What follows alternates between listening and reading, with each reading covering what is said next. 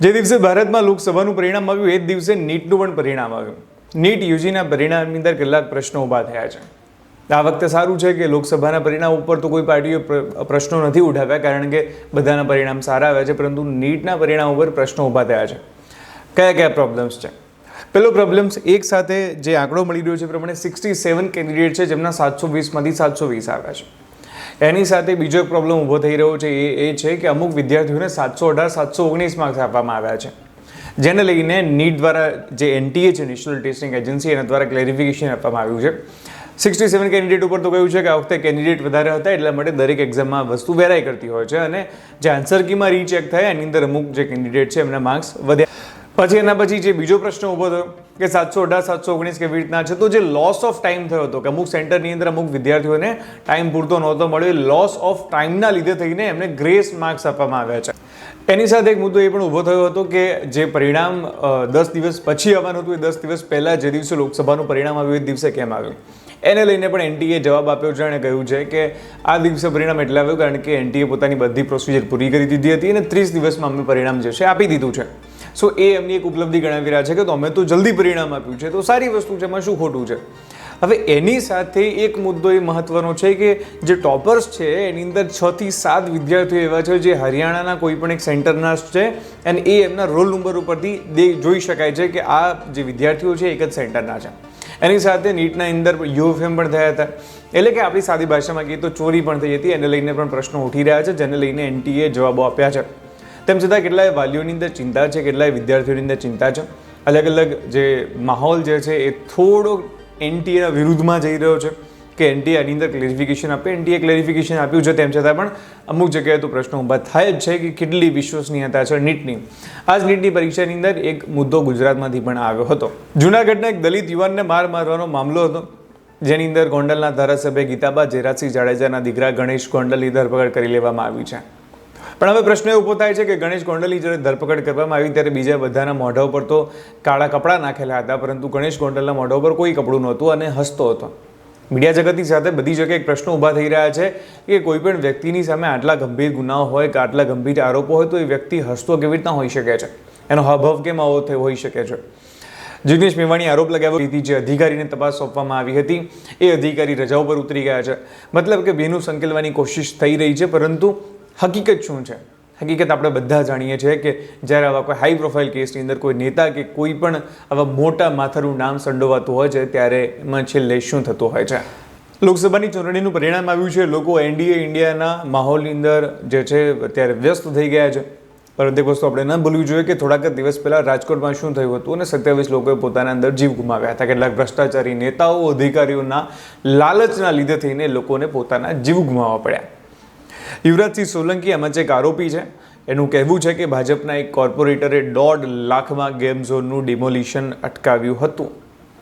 શરમ અડાડી 1.5 લાખ રૂપિયા ગેમ ઝોનના સંચાલકો જોડેથી લીધા હતા અને એમનું ડિમોલિશન અટકાવ્યું હતું. આ તો એક જ નેતાનું નામ આવ્યું છે. એ પણ હજુ સુધી કોઈ પણ જાતની કાર્યવાહી નથી થઈ. જો હજુ પણ ડિટેલમાં તપાસ કરવામાં આવે તો હજુ કેટલાય નેતાઓ છે જેમના નામ આવી શકે છે. કેટલાય આવા લોકો છે કે જેમણે આ વહેતી ગંગામાં હાથ ધોઈ નાખ્યા છે અને છેલ્લે ગંગા પ્રદૂષિત થઈ ત્યારે પૂછે છે કે હવે કોણ જવાબદાર આમાં? આ મોટો દરિયો છે, આમાં જેમ જેમ મંથન કરતા રહેશું એમ આ બધા ઝેરીલા લોકો સામે આવતા જશે. પણ તકલીફ એ છે કે આવા નેતાઓ સામે કોઈ પણ જાતની કાર્યવાહી કરવી મુશ્કેલ છે અને થશે પણ નહીં. કારણ કે શું, કોર્પોરેટર સામે કાર્યવાહી કરશો તો એ બીજાનું નામ લેશે, એની સામે કરશો તો એ ત્રીજાનું નામ લેશે, અને આમને આમ રેલો ખૂબ ઊંચે સુધી પહોંચશે. બધા લોકો જાણે છે કે ક્યાં કેટલા હપ્તા લેવાય છે, પોલીસ સ્ટેશન લિસ્ટ કેટલા રૂપિયા નક્કી કરવામાં આવે છે, ત્યાંથી PI થી DYSP થી ઉપરના લેવલ સુધી કેટલા રૂપિયા પહોંચે છે, બધા લોકો જાણે છે. બધાને હકીકત ખબર છે કે ક્યાં કેટલા ટકા પાય છે, તલાટીના કેટલા ટકા છે, ઓડિટરના કેટલા ટકા છે. બહુ સિમ્પલ વસ્તુ છે. કોઈ પણ મંત્રી કોઈ પણ ગામના વ્યક્તિને જઈને પૂછે ને કે તલાટીના કેટલા ટકા હોય છે, બધાને ખબર છે કે તલાટીના કેટલા ટકા હોય છે. એટલા માટે ભ્રષ્ટાચારનો જે રેલો છે, આ જે સડો છે કે એ સિસ્ટમમાં ઘૂસી ગયો છે, એ દૂર કરવાની જરૂર છે. નહીં તો પછી ફરી પાછા આજથી 1 વર્ષ પછી, 2 વર્ષ પછી આવા જ કોઈ ગેમ ઝોન, આવા જ કોઈ તળાવની અંદર કે આવા જ કોઈ એમ્યુઝમેન્ટ પાર્કની અંદર એક અકસ્માત થશે. અકસ્માતની અંદર તમારો દીકરો, દીકરી, તમારો પરિવાર હોઈ શકે છે, અને શક્યતાઓ એ પણ છે કે આ ભ્રષ્ટ નેતાઓના દીકરા, દીકરી કે અધિકારીઓના દીકરા, દીકરી પણ એમાં હોઈ શકે છે. કારણ કે ભ્રષ્ટાચાર જે છે દરેક જગ્યાએ આટલો વ્યાપી જશે ને પછી એમાંથી કોઈ બચી નહીં શકે. એટલા માટે જનતાએ પણ જાગૃત થવું પડશે, આની માટે થઈને અવાજ ઉઠાવવો પડશે અને સાથે સાથે સરકારે પણ નક્કી કરવું પડશે કે જનતા બધું જાણે છે. એક મામલો સામે આવ્યો છે. મામલો છે કંગના રનૌતને CISFની એક મહિલાએ જે છે લાફો માર્યો છે. એના પછી મહિલાનો વિડીયો વાયરલ થયો. એમાં કહ્યું કે કંગનાના નિવેદનથી દુઃખી હતી ને પરિણામે એણે શું કર્યું. કોઈ પણ વ્યક્તિનું નિવેદન તમને ગમે કે ન ગમે એ તમારો વ્યક્તિગત પ્રશ્ન છે અને આપણે ત્યાં ભારતની અંદર ફ્રીડમ ઓફ એક્સપ્રેશન છે. કોઈ પણ વ્યક્તિ કંઈ પણ કહી શકે છે. આપણે ત્યાં તો ઘણું બધું આવું ચાલતું આવ્યું છે. એનો મતલબ એ નથી કે તમે કોઈને મારી શકો. તમારે કોઈનો વિરોધ કરવો છે તો એના ઘણા બધા રસ્તાઓ છે. અને આ મહિલાએ જે કૃત્ય કર્યું એ સૌથી વધારે હીન કૃત્ય ત્યારે બને છે કારણ કે મહિલાએ યુનિફોર્મની અંદર આ કાર્ય કર્યું છે. ભારતની અંદર સૌથી વધારે રિસ્પેક્ટ આજે પણ કોઈ પણ એક જે નોકરી કહી શકાય, એક સેવા કહી શકાય એની કરાતી હોય તો એ છે સેના. સેનાની અંદર પણ આર્મી, નેવી, એરફોર્સ એની સાથે જેટલા પણ પેરામિલિટરી ફોર્સિસ છે તમે એ તમામની રિસ્પેક્ટ કરવામાં આવે છે. એમને યુનિફોર્મની રિસ્પેક્ટ કરવામાં આવે છે. એ યુનિફોર્મની અંદર કોઈ વ્યક્તિ સાથે આવું દુષ્કૃત્ય કરવું એ ખરાબ વસ્તુ છે. કંગના રનૌતના નિવેદનોથી ભલે તમે તેનું સમર્થન કરતા હોય ના કરતા હોય, કોઈ પણ પક્ષના હોય. એનું સૌથી સારામાં સારું ઉદાહરણ એક ટ્વીટ કર્યું હતું જમ્મુ અને કાશ્મીરના પૂર્વ મુખ્યમંત્રી ઉમર અબ્દુલ્લા. એમણે કહ્યું હતું કે તમને કદાચ એવું લાગતું હોય કે કંગના રનૌત સાથે સારું થયું છે તો વિચાર કરજો કે ગઈકાલે એવું થશે કે બીજો કોઈ પક્ષનો વ્યક્તિ આવીને તમારા કોઈ નિવેદન ઉપર તમને આવી રીતે થપ્પડ મારી જશે અને એ વખતે પણ કોઈ લોકો સમર્થન કરશે. આ જ વખતે આમ આદમી પાર્ટીના ઘણા નેતાઓ વિરોધ કરી રહ્યા છે. આમ આદમી પાર્ટીના લોકો કહી રહ્યા છે કે મહિલાનું અપમાન થયું.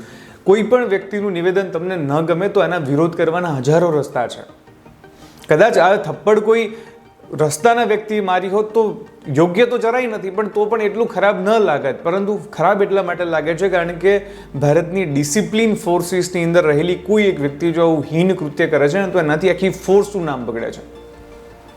કારણ કે કાલે તો આવી રીતના કોઈ CRPFનો જવાન, કોઈ પણ જવાન, એને કદાચ અસદુદ્દીન ઓવૈસીનું કોઈ નિવેદન નહીં ગમતું, એને રાહુલ ગાંધીનું નિવેદન નહીં ગમતું, એને અમિત શાહનું નિવેદન નહીં ગમતું, તો શું દરેક વ્યક્તિને મારવા લાગશે, થપ્પડ મારવા લાગશે? આ પ્રશ્ન કરવા જેવો છે.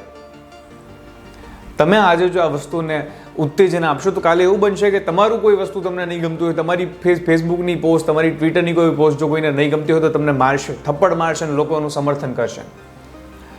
માટે એ મહત્વનું છે કે તમે જે વર્દી ધરાવો છો એની પણ કંઈક વેલ્યુ છે, એની પણ કંઈક રિસ્પેક્ટ છે, હંમેશા જાળવી રાખવી જોઈએ. તમે કોઈના નિવેદન સાથે સહમત હોય કે ના હોય, તમને કંગના રનૌત ગમે કે ન ગમે અલગ પ્રશ્ન છે, પણ આપણે ત્યાં ફ્રીડમ ઓફ એક્સપ્રેશન છે. રાહુલ ગાંધીએ પ્રેસ કોન્ફરન્સ કરી. રાહુલ ગાંધીના પ્રેસ કોન્ફરન્સ દરમિયાન એક મહિલા પત્રકારે એમને એક પ્રશ્ન પૂછ્યો અને એ પ્રશ્ન વ્યાજબી હતો. એમણે કહ્યું હતું કે જ્યારે સંસદની અંદર હોબાળો થાય છે ત્યારે સામાન્ય લોકોના પૈસા જે છે એ ધોવાઈ જાય છે. એને લઈને એમને પ્રશ્ન પૂછ્યો હતો. પરિણામે રાહુલ ગાંધીએ જવાબ આપવાને બદલે પત્રકાર ઉપર જ સવાલ ઉઠાવી દીધા અને કહ્યું કે આ તો બીજેપીનો પ્રશ્ન છે, તમે કેમ આવી ટી-શર્ટ નથી પહેરી લીધા બીજેપીની? આજકાલ ફેશન ચાલી ગઈ છે પત્રકારો ઉપર સિક્કા મારવાની. રબર સ્ટેમ્પ લઈને બેઠા છે લોકો.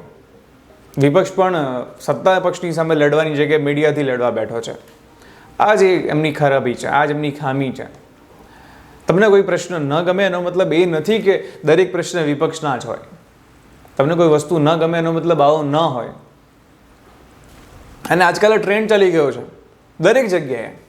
કોઈ પણ પત્રકાર માની લો કે કોઈ એક વિડીયો બનાવે છે, કોઈ પણ એક મુદ્દા ઉપર વાત કરે છે અને એની અંદર કદાચ જો એ વસ્તુ એવી કહે છે જે કદાચ થોડી કોંગ્રેસના મુદ્દા હોય તો ભાજપવાળાને લાગશે કે ના ના તો કોંગ્રેસનો પત્રકાર છે, એ નીચે ગાળો આપવા લાગશે.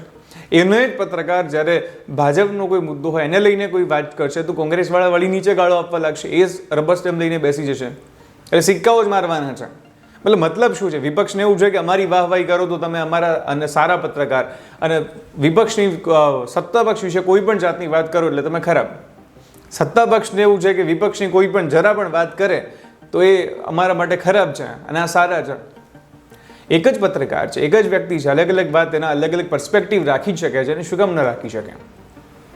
અને તમને એવું લાગે છે કે કોઈ પણ પત્રકાર જે છે આ રીતના છે તો તમારો પ્રશ્ન નથી ને, એ જનતાનો પ્રશ્ન છે. જનતા નક્કી કરશે કે એમાં શું કરવું. તમે પત્રકારો ઉપર જ્યારે આવી રીતના સવાલો ઊભા કરી દેશો, રબર સ્ટેમ્પ લઈને બેસી જશો તો પછી આ તો પહેલા જેવી જ વાત થઈ ગઈ ને. તમને વાત ન ગમે એટલે કહી દઉં go to Pakistan. Rubber stamp લઈને બેસવાથી શું થશે? નક્કી કોણ કરશે કે કોણ સાચું અને કોણ ખોટું? કારણ કે સીધી વસ્તુ છે, રાહુલ ગાંધીને તો એમની સામેનો કોઈ પણ સવાલ આવશે એમને નહીં ગમે. એવી રીતે ભાજપને પણ એમની સામેનો કોઈ પણ સવાલ આવશે નહીં ગમે. તો શું સવાલો પૂછવાના બંધ કરી દેવાના? અથવા તો એમને ગમે એવા જ સવાલો પૂછવાના, રાહુલ ગાંધીને ગમે એવા, અમિત શાહને ગમે એવા, CR પાટીલને ગમે એવા કે શક્તિસિંહ ગોહિલને ગમે એવા જ પ્રશ્નો પૂછવાના, ઈસુદાન ગઢવીને ગમે એવા જ પ્રશ્નો પૂછવાના. ઈસુદાન ગઢવીના ગમતા પ્રશ્નો ન હોય તો શું એમની ઉપર એ સિક્કો લઈને બેસી જશે કે ના ના આ તો અલગ પાર્ટીના છો, તમે તો સત્તા પક્ષના છો, તમે આવા છો? આ પણ એક વિચારવા જેવો પ્રશ્ન છે કે દરેક મુદ્દા અલગ હોય છે, દરેક વાત અલગ હોય છે, દરેક પર્સપેક્ટિવ અલગ હોય છે. હવે લોકસભાની ચૂંટણીના પરિણામો તો આવી ગયા છે, પણ 3 સાંસદો ખૂબ ચોંકાવ્યા છે.